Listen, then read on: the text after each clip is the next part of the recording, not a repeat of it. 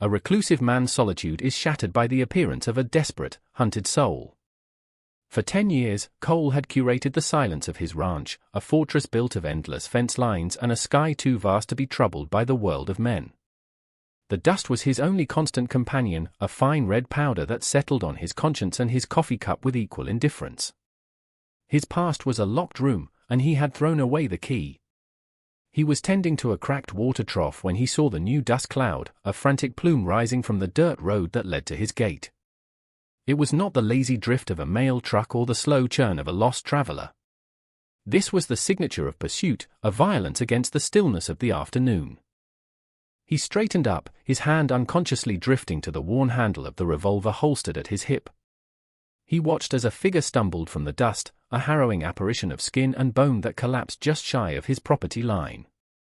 It was a girl, her body a brutal canvas of bruises and cuts, her long black hair matted with sweat and dirt. She was naked, a state of absolute vulnerability that screamed a story more terrible than any words could. Her eyes, wide with primal terror, found his. She pushed herself up onto trembling arms, her voice a raw whisper carried on the wind. It was a language he did not understand, but the plea was universal. Shelter. He moved without thinking, his long-limbed stride eating the distance. The locked room in his mind creaked open just enough to remember the duty to protect the defenseless. He scooped her up, her weight next to nothing, and carried her toward the stone and timber of his house, the only sanctuary he had ever known. He laid her on the cool leather of his couch, draped a thick wool blanket over her, and placed a glass of water to her lips. She drank with a desperate thirst, her eyes never leaving his face, searching for the man beneath the stoic exterior. Cole said nothing. He simply stood sentinel, the revolver now in his hand, his gaze fixed on the dust cloud that was growing larger, darker, and drawing ever closer. The silence was over. The black sedan that roared up to his gate was as out of place in this landscape as a shark in a wheat field. It was clean, menacing, its tinted windows reflecting the harsh sun with an arrogant gleam. 3 men got out. They were dressed in cheap suits that couldn't hide the hard, athletic set of their bodies. They moved with the overconfident swagger of men who were used to getting their way through intimidation and brute force. One of them, a man with a scarred lip that twisted his smile into a permanent sneer, rattled the gate. "Old man," he yelled, his voice a gravelly bark. "We know she's in there. Send out our property, and we'll leave you to your dirt." Cole stepped out onto the porch, a 12-gauge shotgun now held loosely in his hands, its barrel angled toward the ground. He didn't answer. His presence was his reply. The silence stretched, thin and taut. The sneering man gestured to his companions, who produced bolt cutters. "Wrong answer," he spat. As the cutters bit into the chain, Cole raised the shotgun. The first blast was a deafening roar that sent a flock of crows scattering from a nearby cottonwood. It wasn't aimed at the men, but at the engine block of their sedan. The radiator exploded in a hiss of steam and glycol.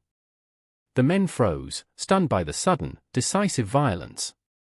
In that heartbeat of hesitation, Cole moved. He vaulted the porch railing, landing with a soft thud on the packed earth. He was on them before they could properly raise their pistols. The butt of his shotgun slammed into the jaw of the first man, dropping him into the dust. He disarmed the second with a brutal twist of the wrist and a sharp elbow to the temple. The sneering leader finally managed to draw his weapon, but as he aimed, the girl appeared at the doorway. Her eyes were no longer just terrified, they were filled with a cold, focused fire. In her hand, she held a heavy iron skillet from the kitchen. She screamed, a raw battle cry of pure rage, and hurled it with all her might. It spun through the air and struck the leader square in the back of the head. He crumpled without a sound. Cole looked from the 3 unconscious men to the girl, who now stood panting on the porch, her knuckles white where she gripped the door frame. Her terror was being burned away by something new, something fierce. He gave her a slow, deliberate nod of acknowledgement. The fight was over, but the war had just begun. He dragged the men into his barn and bound them with baling wire. He searched their pockets, finding wallets with fake IDs, burner phones, and a significant amount of cash. Tucked into the leader's jacket was a small, embossed leather card bearing a single, stylized letter T over a globe. He returned to the house to find the girl, now dressed in one of his old flannel shirts that hung on her like a dress, tending to a cut on his forearm.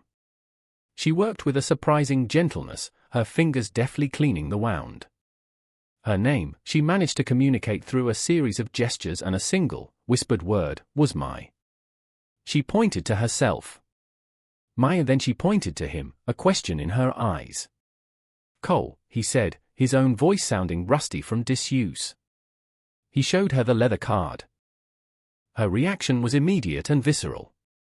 She recoiled as if from a venomous snake, her breath catching in a sob. She began to speak in a rapid torrent of Mandarin, her hands moving frantically to illustrate her words. She mimed the rocking of a boat on a vast ocean, the confinement of a cage, the faces of other girls, all of them terrified. She then took a piece of charcoal from the fireplace and began to draw on a piece of discarded plywood.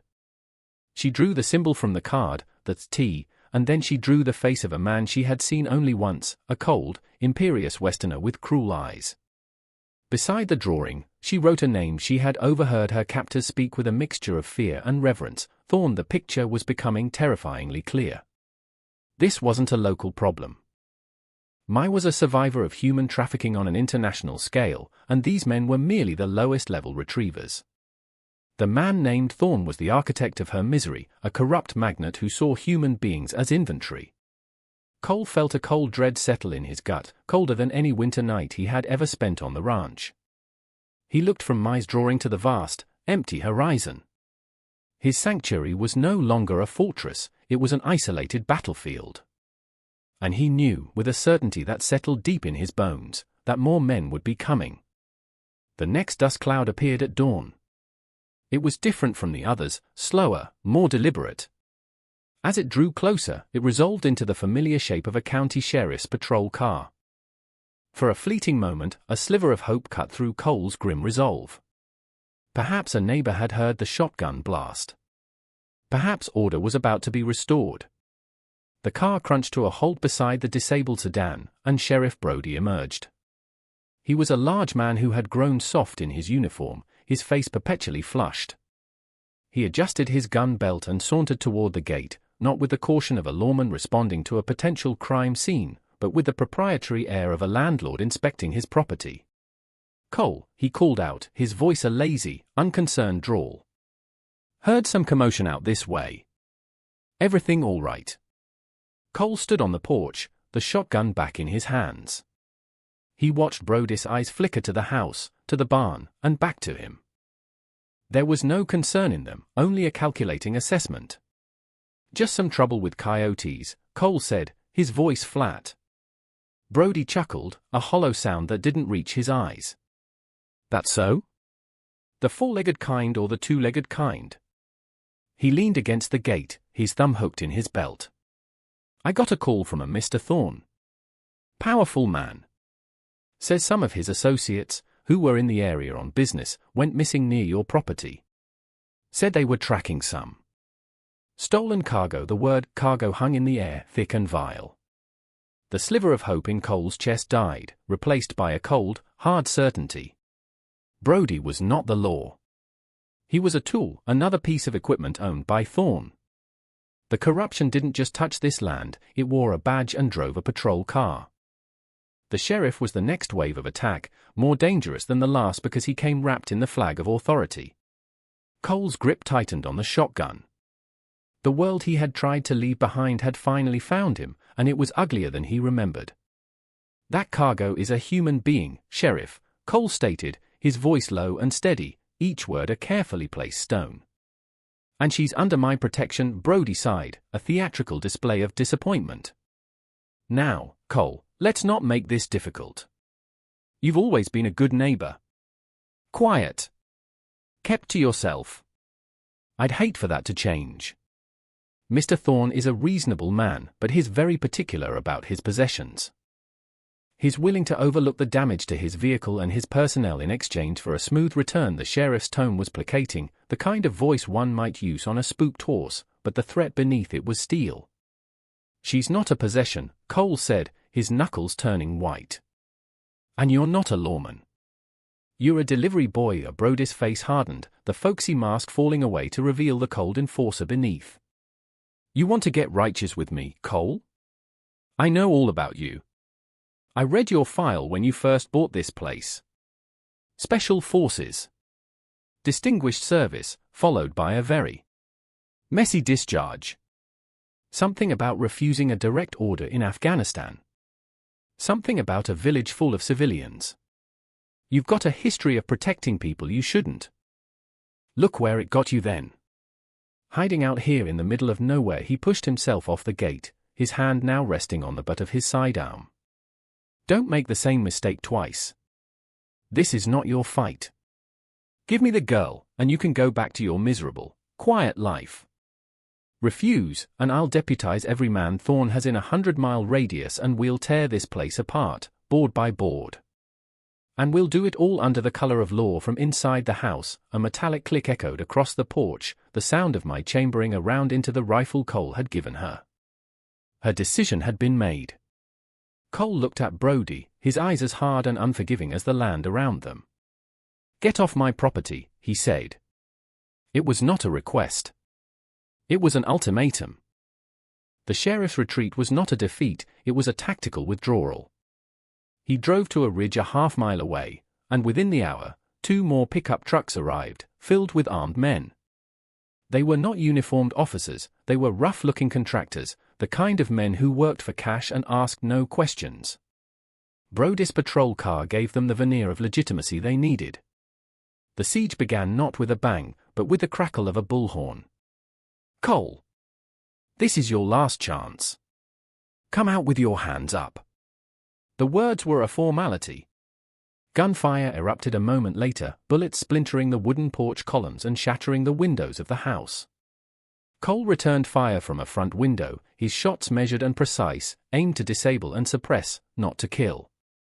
He was a soldier again, the muscle memory of combat flooding back with a grim familiarity. But this time, he was not alone. Mai was a revelation. She moved with a fluid, focused grace, her fear having been forged into a weapon. She kept low, dragging ammunition boxes from room to room, reloading the spare rifle with swift, efficient movements. She seemed to see the battlefield with an intuitive clarity, pointing out a flanking maneuver Cole had missed, her sharp cry of "there" directing his aim. They worked in a seamless, unspoken rhythm, a 2-person army against a dozen men. She would load, he would fire. She would spot, he would pivot. In the heat of the fight, as plaster dust filled the air and the roar of gunfire was a constant pressure in their ears, he saw her face. It was streaked with grime, her eyes wide, but her expression was one of absolute, unyielding determination. She was no longer the terrified victim who had collapsed at his gate. She had found her footing in the heart of the storm, transforming her trauma into a shield and her rage into a spear. She was fighting not just for her life, but for her soul, reclaiming the agency that had been stolen from her. And Cole, the man who had abandoned the world, found himself fighting with a ferocity he hadn't felt in a decade, inspired by the indomitable spirit of the survivor beside him. Hours bled into a brutal eternity. The sun climbed to its zenith, beating down on the besieged ranch house, turning the interior into a sweltering oven. They were running low on water and ammunition. A bullet had grazed Cole's shoulder, a burning furrow that he ignored with practiced discipline. The fire from outside was becoming more concentrated, more aggressive. Brody's men were closing in, emboldened by the weakening return fire. They used their vehicles for cover, advancing in a slow, inexorable crawl toward the house. The bullhorn crackled again, Brody's voice dripping with smug satisfaction. "It's over, Cole. You're out of options. We're coming in. Throw your weapons out now, and I'll make sure the girl is comfortable." On her trip back, the leering insinuation in his voice was more potent than any bullet. Cole looked at Mai. Her face was pale with exhaustion, but her eyes blazed. She shook her head, a silent, defiant gesture. She would rather die here, free, than be taken back into bondage. He checked his rifle. 3 rounds left. The revolver had 4. It was not enough. This was the end of the line. The quiet ranch he had built as a refuge was about to become his tomb. He positioned himself by the door, ready to make his last stand a costly one. He could hear the crunch of boots on the gravel outside, the muttered commands of the men as they prepared for their final assault. The world shrank to the confines of the bullet-riddled living room, to the smell of gunpowder and the ragged sound of their breathing. He glanced at my one last time, a silent apology in his eyes for leading her to this. She met his gaze and offered a small, fierce smile, raising her rifle in a gesture of solidarity. They would meet the end together. A profound, almost peaceful resignation settled over him. He had run from his past for a decade, and now, at the end of it all, he had finally found a cause worth dying for. Just as the first heavy boot kicked at the front door, a new sound cut through the tense air. It wasn't gunfire. It was a high-pitched, mechanical whine that grew rapidly into the thrumming beat of helicopter rotors. Then another, and another. Cole and I exchanged a look of confusion. Brody's men outside were confused too, their assault faltered. Suddenly, the sky was full of them. 3 black, unmarked helicopters descended like birds of prey, kicking up a blinding storm of red dust. Simultaneously, a convoy of black SUVs, their lights flashing without sirens, sped up the dirt road, surrounding the entire property with silent, professional speed. Doors flew open and men in tactical gear, bearing FBI insignia, swarmed the area, their weapons leveled. They moved with an efficiency that made Brody's hired guns look like clumsy amateurs. The corrupt sheriff and his men threw down their weapons instantly, their bluster evaporating in the face of true federal authority. A man in a sharp suit, his face calm and unreadable, stepped out of the lead SUV and walked directly toward Brody. He held up a file. "Sheriff Brody," the man said, his voice carrying easily in the sudden quiet. "Special Agent Hayes, FBI. You're under arrest for conspiracy, kidnapping, and violation of the Racketeer Influenced and Corrupt Organizations Act. We have a warrant for your employer, Marcus Thorne, who was taken into custody at his estate 30 minutes ago. It seems one of his victims escaped and found a very stubborn Samaritan.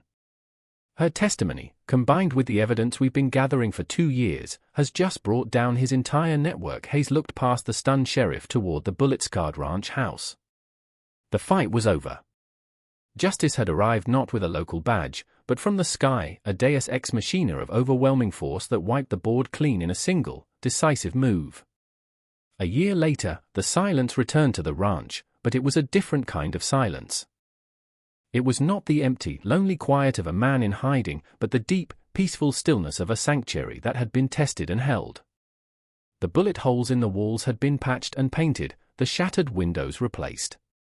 New timber stood where the old porch columns had been splintered, the fresh pine smelling clean in the dry air.